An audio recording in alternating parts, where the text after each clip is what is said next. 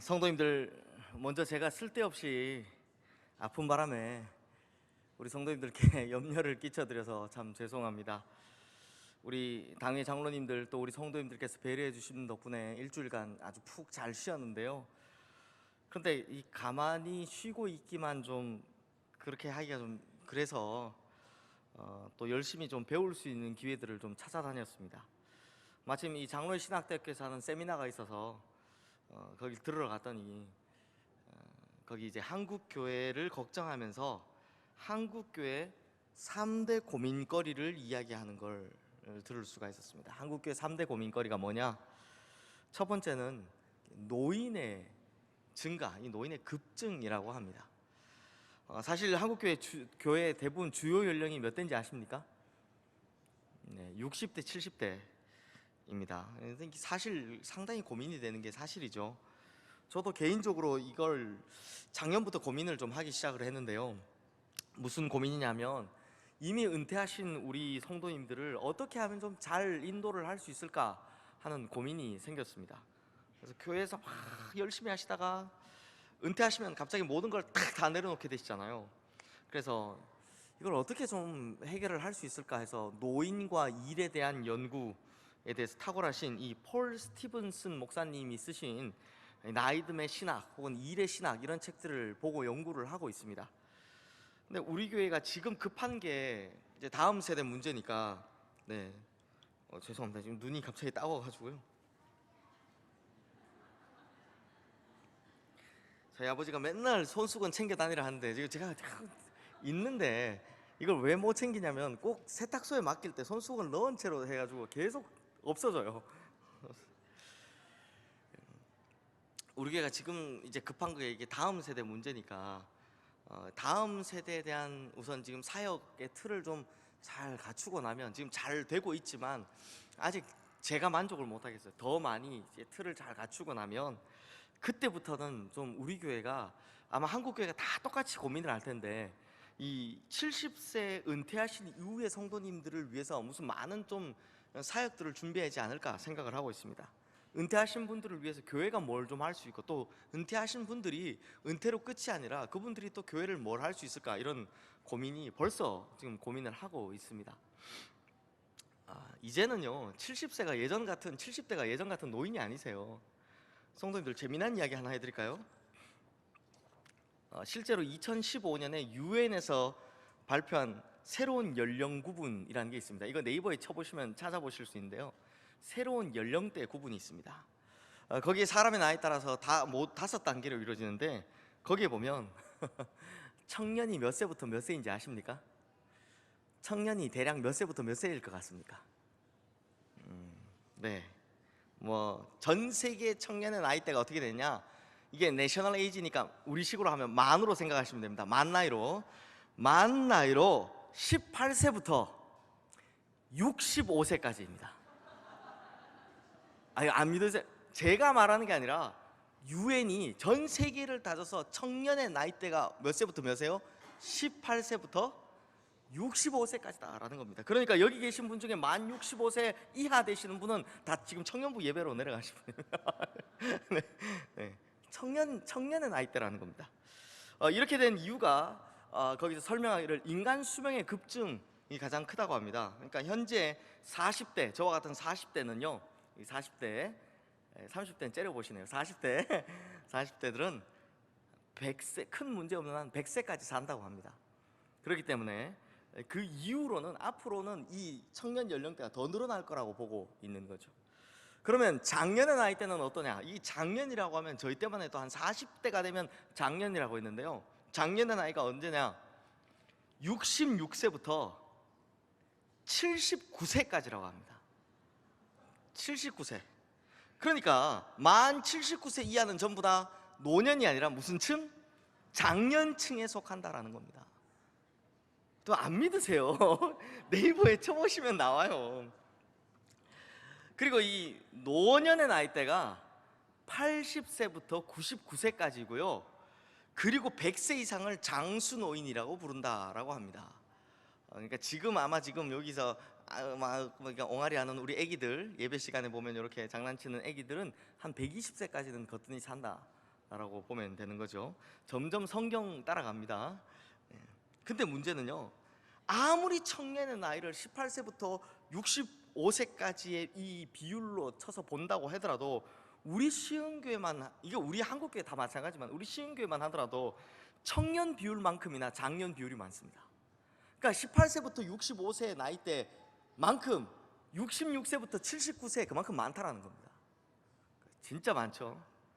그 다음 이제 한국교회 고민거리 두 번째가 뭐냐 하면 1인 가구의 증가라고 합니다. 1인 가구의 증가. 현재 통계 자료에 따르면 1인 가구가 한국의 사람 중에 29.3%, 그러니까 100명 있으면 30명이 1인 가구다라고 합니다. 이건 앞으로 더 늘어나겠죠. 왜냐하면 핀란드의 경우는 60%가 넘었다고 합니다. 1인 가구가 100명 중에 60명이 1인 가구라는 거죠. 그러니까 조만간 대한민국도 아빠라고 부를 일이 없어집니다. 조만간 대한민국도 10명 중에 5명은 1인 가구라는 거죠. 그러니 예전처럼 몇 대가 함께 교회에 나오는 일은 앞으로는 진짜 보기 어려워진다는 겁니다. 저희가 이제 크리스마스 때 이 촛불 불 때 저희가 정하는 기준이, 이 촛불을 이제 케이크를 끌고 나오시는 정하는 기준이 뭐냐면 3대가 우리 교회 같이 나오는 분들을 선택하거든요. 이게 이제 얼마 없으면 이게 안 된다는 거예요. 이게 없어진다는 거죠. 그리고 1인 가구가 되는 이유들도 여러 가지입니다. 사별, 이혼, 제일 중요한 건, 제일 많은 건 뭡니까? 결혼을 안 하는 추세. 그러니까 시흥교회도 가정을 중심으로 했던 구역이나 교구 사역에 치우쳐서 하던 사역이 이 방법을, 예전 방법을 바꾸지 않으면 미래를 대비할 수 없다는 겁니다. 그러니까 지금 예전 방법에서 바꿔야 될 게 몇 가지가 있습니다. 지금 교회 보면 대표적으로 교회가 지금까지 한 3, 40년, 50년 가까이를 쭉 해왔는데 이제 보니 이게 지금 잘 안 된다라고 한계에 부딪히는 것들이 몇 개 있죠. 대표적인 게 남성교회가 어렵습니다. 여전도에도 이제 점점 어려워집니다. 왜냐하면 원래회 한다고 네 제청합니다, 동의합니다 이거를 안 하고 싶어 하거든요. 그런데 안 가고 싶어 하는 겁니다. 그러니까 이게 자꾸 어려워지는 거죠. 그 다음에 또 어려운 게 뭐냐면 교육부가 지금에 있는 이 시스템으로 계속 갔다가는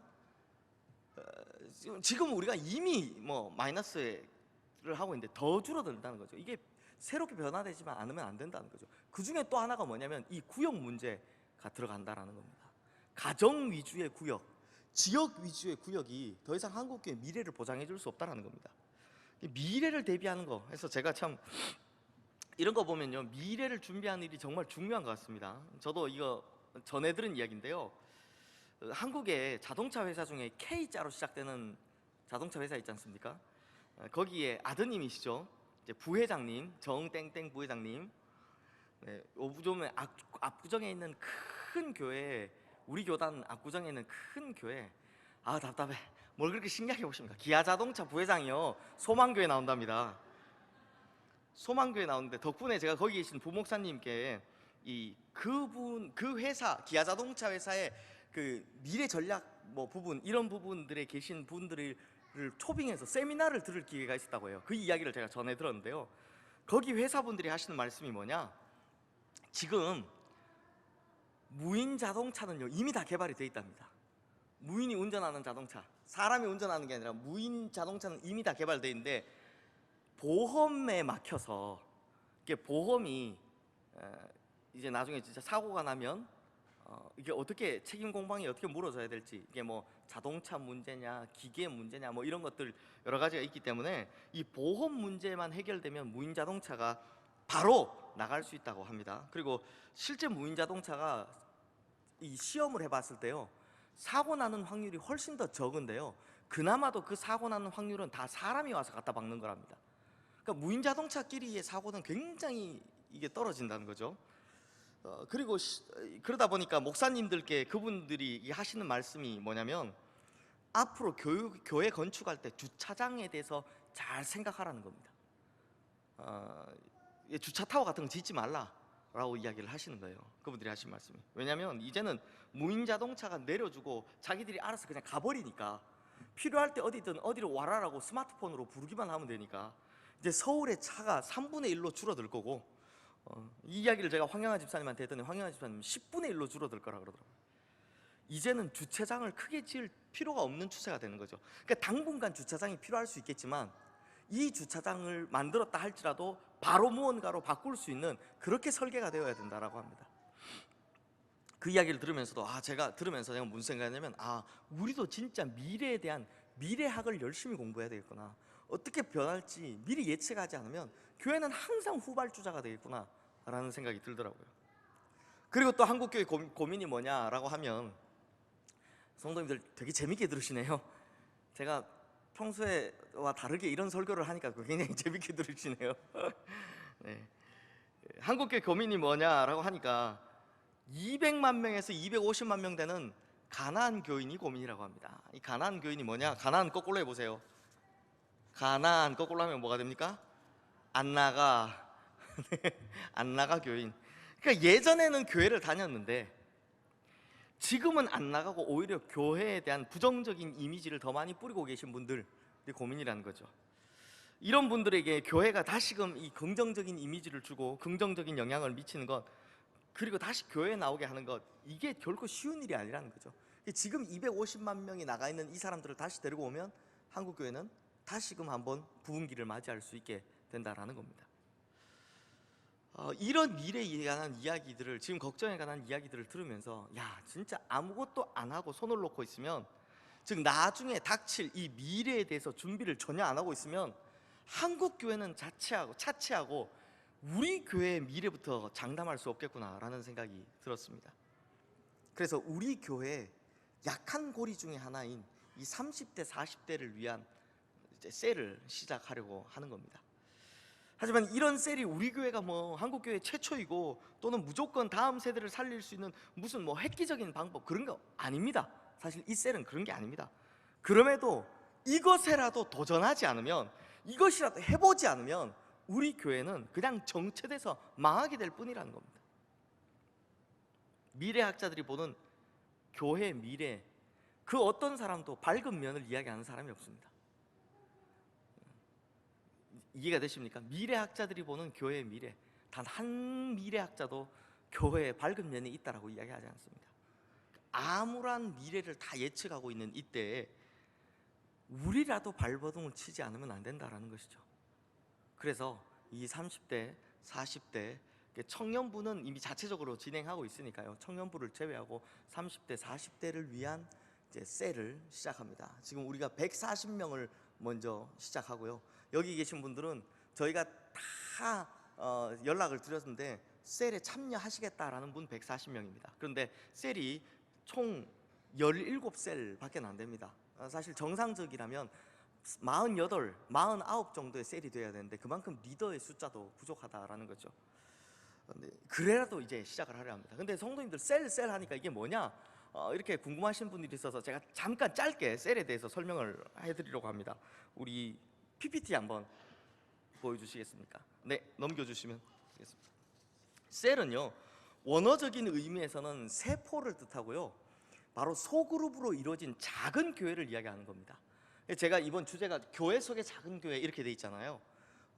작은 교회를 뜻하는 겁니다. 그러니까 교회가 하는 예배, 친교, 선교, 기도, 양육, 훈련, 이 모든 것들이 교회 이 작은 셀 안에서도 동시에 똑같이 이루어진다라는 겁니다. 그래서 작은 교회를 모델을 추구하는 거죠. 네, 다음 넘겨주시면 이제 왜 셀이 필요한가? 다음 넘겨주세요.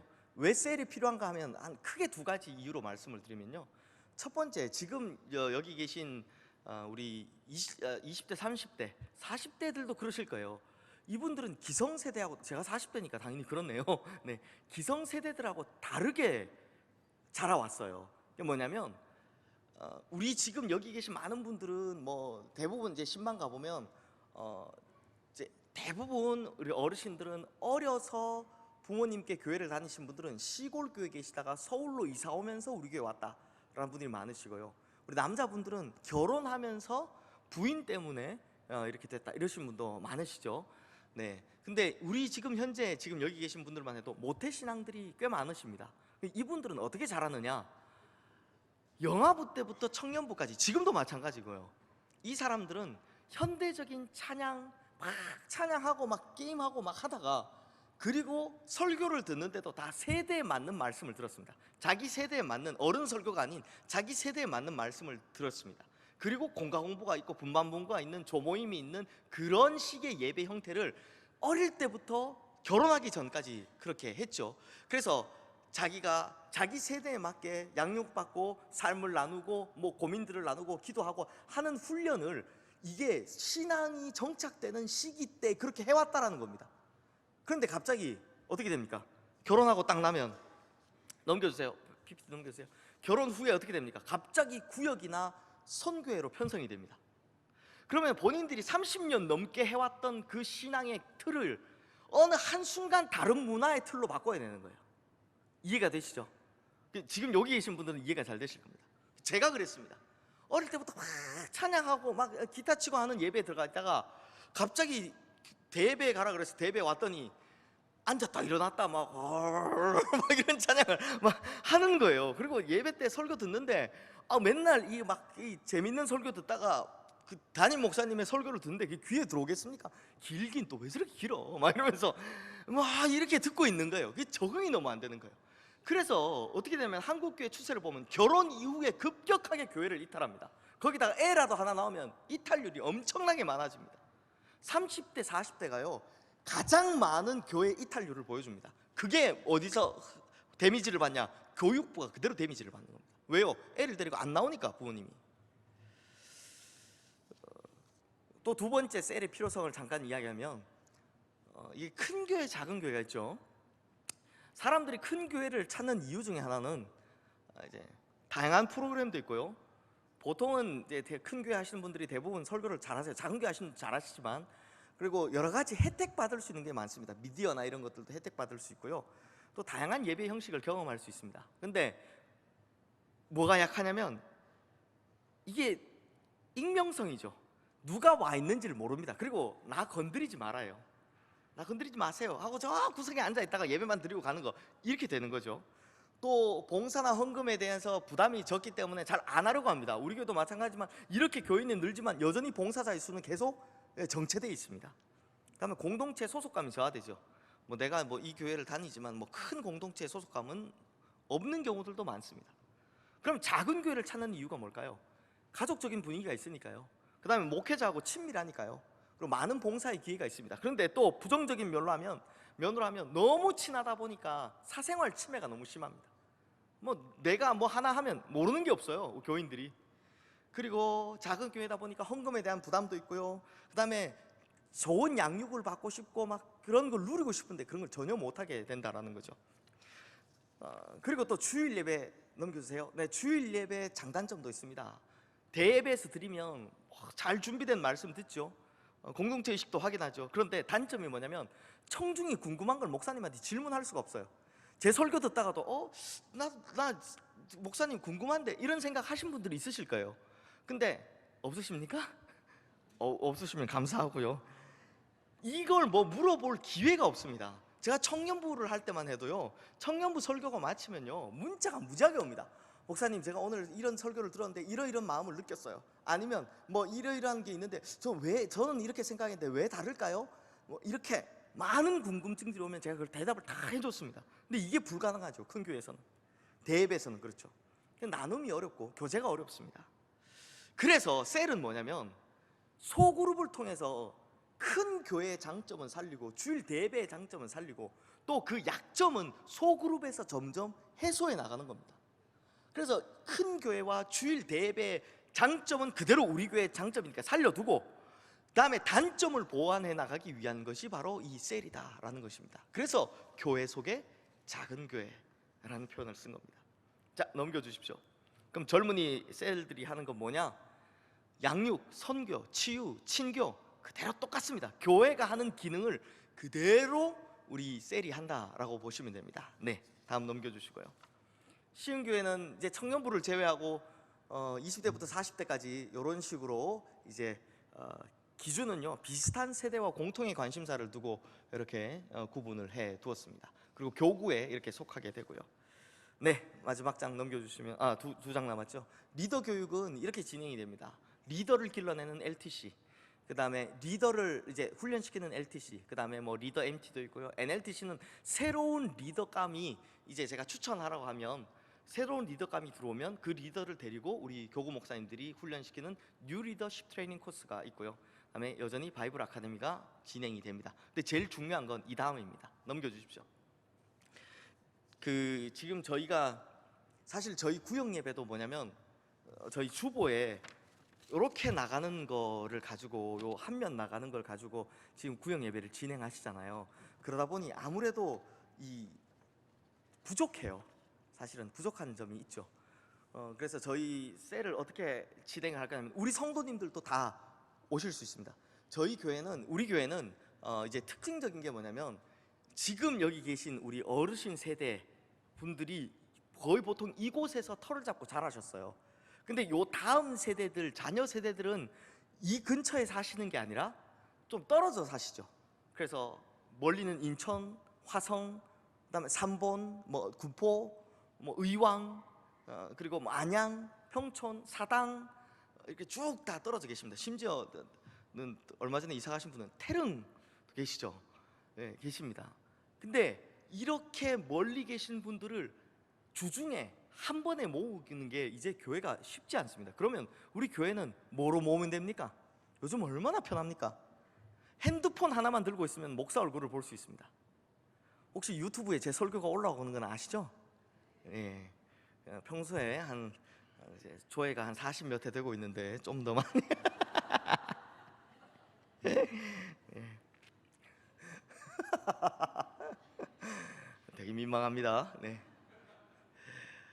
그런데 이렇게 다 한 번에 한 자리에 모으면 좋은데 그게 힘드니까 어떻게 하냐? 어디서든 유비쿼터스라는 말이 있죠. 유비쿼터스가 사실은 성경 언어라는 거 아십니까? 어디서든 접속 가능한, 이 말이 무소부재의 하나님을 뜻할 때 원래 썼던 말이 유비쿼터스입니다. 장소와 시간에 구애받지 않는, 이거 원래 유비쿼터스가 성경 언어입니다.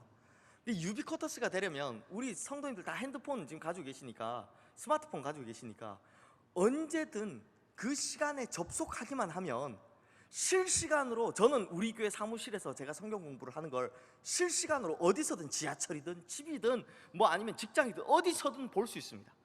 그리고 옆에 댓글이 바로바로 써질 수 있기 때문에 댓글로 언제든지 성경 공부를 하는 중에 질문을 할 수 있습니다.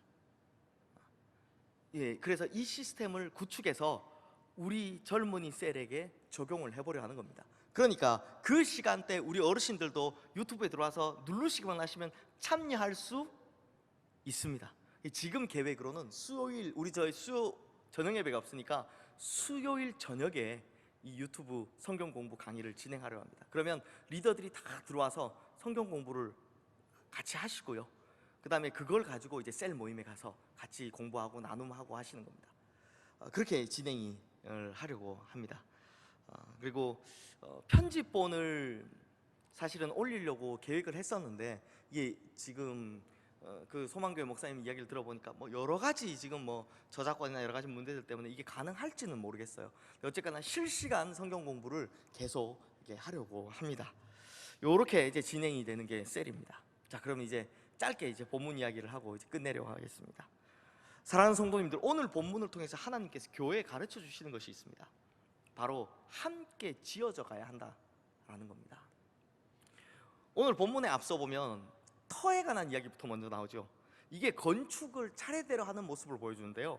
20절 말씀에 보면 너희는 사도들과 선지자들의 터 위에 지어졌다라고 하시고 그리스도 예수께서 친히 모퉁이 돌이 되으셨다라고 이야기를 합니다. 이 예수님 당시의 건축 방법, 그리고 그 전에도 건축 방법을 보면 이게 콘크리트가 없어요. 콘크리트가 없어서 어떻게 하느냐? 건물을 지으려면 기초를 어떻게 쌓냐면 네 모퉁이에다가 큰 모퉁이 돌을 두는 겁니다. 하나, 둘, 셋, 넷 이렇게 모퉁이 돌을 딱 두는 겁니다. 그럼 이 모퉁이 돌만 딱 제대로 놔두면 이 모퉁이 돌을 따라서 벽돌을 쭉 쌓아 나가면 되는 겁니다. 이렇게 건물을 지었던 겁니다. 이게 무슨 말이냐? 이 모퉁이 돌이 틀이 되고 기준이 된다는 겁니다. 즉 교회의 기준은 예수 그리스도시다라는 겁니다. 예수 그리스도를 벗어나면 안 된다는 거죠. 예수 그리스도에 예수 그리스도를 올바로 딱 모퉁이 돌로 삼아놓고 거기에 하나씩 하나씩 쌓아가라는 겁니다. 그리고 그 다음 하시는 말씀이 뭐냐, 21절 말씀에 보면 서로 연결하라라고 합니다. 성도님들, 벽돌만 있다고 집이 지어집니까? 벽돌만 이렇게 쌓아놓으면 집이 완성이 됩니까? 안 되죠. 벽돌과 벽돌 사이에 뭘 바릅니까? 시멘트를 바르죠. 그래야만 연결됩니다. 그럼 이 시멘트가 뭘 말하는 걸까요? 이게 바로 리더들의 희생을 이야기하는 겁니다.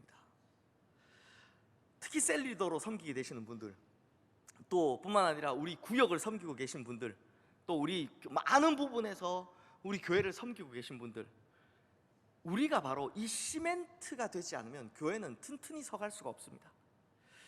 제가 꼭 특별 새벽 기도회 같은 걸 하면 집회를 마치는 날 항상 감사하다고 인사를 하죠. 우리 찬양대 찬양팀 감사하고요, 뭐 또 우리 방송실 감사하고요, 또 우리 주차하신 분, 간식 준비하신 분, 식당 하신 분 다 이렇게 감사를 드립니다. 그게 왜냐면 김영일 목사가 설교를 아무리 잘한다고 해도 혼자서는 이 특별 새벽 기도를 못하기 때문입니다. 혼자 제가 가서 주차하다가 뛰어 올라와가지고 간식 준비하고 올라와서 설교하고 찬양하다가 올라와서 설교하고 기도하고 또 내려가서 막 주차합니까? 안 되죠. 이게 다 이루어지려면 리더들의 헌신이 필요한 겁니다. 그래서 교회는 이 벽돌이 잘 쌓아지려면 리더들의 헌신으로 바른 시멘트가 필요하다라는 것이죠. 그래서 이 성도 사이를 끈끈하게 연결해주면 교회는 튼튼히 지어진다라는 것입니다. 마지막으로 가장 중요한 말씀, 바로 오늘 본문 22절 말씀입니다. 우리 함께 읽겠습니다. 너희도 성령 안에서 하나님이 거하실 처소가 되기 위하여 그리스도 예수 안에서 함께 지어져 가느니라. 여기서 가장 중요한 표현이 뭐냐, 이 서술의 시제가 현재 진행형이라는 겁니다. 함께 지어졌느니라가 아니라 함께 지어져 가느니라 합니다. 완성이 아닙니다. 성도님들, 성경을 보시면요, 하나님 앞에서 완성된 사람들의 이야기가 아니라 지어져 감을 받는 사람들의 이야기입니다. 모세 보십시오. 모세는 원래 혈기가 대단했죠. 그냥 한마디 하니까 때려서 사람을 죽여버렸습니다. 이 정도로 혈기가 왕성했지만 인생 말년에 이르러서는 이 세상에서 제일 온유한 자가 되었다라고 합니다. 베드로는 덤벙대고 실수도 많이 하고 그랬지만, 그리고 자기 이 출세 욕심이 엄청 강했지만 결국에는 예수님을 위해서 거꾸로 십자가에 매달릴 정도로 충성스러운 사도로 변화되게 됩니다. 마가는 선교 여행 자신 있게 따라갔지만 중도에 포기하는 바람에 바울의 미움을 사죠. 그렇지만 후일에는 이 디모데 후서에 보면 바울에게 아들이라고 불릴 정도로 바울에게 유익한 자가 되었을 뿐만 아니라 4개의 복음서 중에 최초로 쓰여진 복음서 마가복음의 기록자가 됩니다. 사도 요한도 별명이 우레의 아들일 정도로 다혈질이었는데 나중에 사도 요한이 쓴 서신서를 보고 그의 별명을 뭐로 붙여줍니까? 사랑의 사도라고 붙여줍니다. 사랑의 사도. 모두가 이렇게 지어져 갔다라는 겁니다. 지어져 갔다, 만들어져 갔다라는 겁니다. A라는 벽돌과 B라는 벽돌 서로 다르지만 이게요, 교회는요, 한 건물 안에서 A라는 벽돌이 제 역할을 못하면 B라는 벽돌이 반드시 영향을 받게 돼 있습니다. 무게를 짊어지게 돼 있죠. 이게 교회입니다. 그러므로 우리 모두 하나님 안에서 다 함께 지어져 가야 한다라는 겁니다. 지금은 완성형이 아닐 수 있습니다. 셀을 시작하자마자 지금부터만 아닐 수 있습니다. 그러나 이 과정을 거쳐 함께 지어져 가면 10년이 지나고 20년이 지나면 우리 교회는 든든히 서가게 될 줄로 믿습니다. 제가 잘 생각해 보십시오. 지금 나이를 50까지 끊었습니다. 50 이전에 부부 중에 한 분이라도 50이 안 되셨으면 이 셀에 포함시켰습니다. 50 이전에 계신 분들이 20년이 지나면 몇 살입니까? 70입니다. 그러면 우리 교회는 셀 교회로 전환하기가 쉬워지는 거죠. 먼 미래를 보고 제가 김영일 목사의 성과를 낼 거면 어디 이름 낼 거면 지금 다 셀 교회로 바꾸면 되죠. 그러면 시흥교회는 셀 교회입니다 이런 홍보도 할 수 있겠지만, 제가 그렇게 하지 않는 건 이미 지금 어르신들은 하시는 그 전통적인 방법이 있고 새로운 방법은 또 밑에서 적용해 보자는 거예요. 그리고 시간이 지나서 천천히 이 작업들을 해가는 거죠. 그러나 지금은 완성형이 아닐지라도 언젠가 시간이 지나서 제가 은퇴할 때쯤 되면, 그때는 우리 시흥교회가 정말 예수 그리스도를 모퉁이 돌로 두고 우리 성도님들의, 우리 리더들의 헌신으로 튼튼한 벽이 쌓여진 아름답고 튼튼한 든든한 교회가 될 줄로 믿습니다. 그러므로 서로를 위해서 열심히 기도하십시오. 그리고 시멘트같이 희생하고 서로를 연결해 주기 위해 노력하십시오. 그리고 그리스도를 중심으로 말씀의 터전 위에 집을 지어 가십시오. 그러면 우리 교회는 그리스도를 위한 아름다운 교회로 함께 지어져 갈 줄로 믿습니다. 기도하겠습니다. 하나님 아버지, 주님께서 우리에게 모퉁이 돌이 되어 주시며 부탁하실 말씀이 함께 지어져 가라 라는 것이었습니다. 주님, 이 한국교회가 위기라는 이 시대에 우리가 교회를 든든히 세우기 위해서 셀이라는 작지만 강력한 교회 안의 교회를 만들어 보고자 합니다. 주님 도와주시고 끝까지 함께 해주시고 주님 능력을 베풀어 주시옵소서. 특별히 리더로 세워진 이들에게 능력과 은혜와 축복을 충만하게 부어주시고 이 섬김으로 말미암아 본인의 삶도 교회도 풍성해지고 충만한 은혜가 넘칠 수 있도록 주님 역사하여 주시옵소서. 그래서 10년이 지나고 20년이 지나고 30년이 지났을 때 우리 시흥교회는 다른 교회처럼 쉽사리 무너지는 교회가 아니라 이 풍파의 걱정과 염려만 하는 교회가 아니라 든든히 세워진 교회, 정말 한국교회 롤모델이 될 수 있는 그런 교회로 주님 세워 주시옵소서. 감사드리며 예수님 이름으로 기도드립니다. 아멘.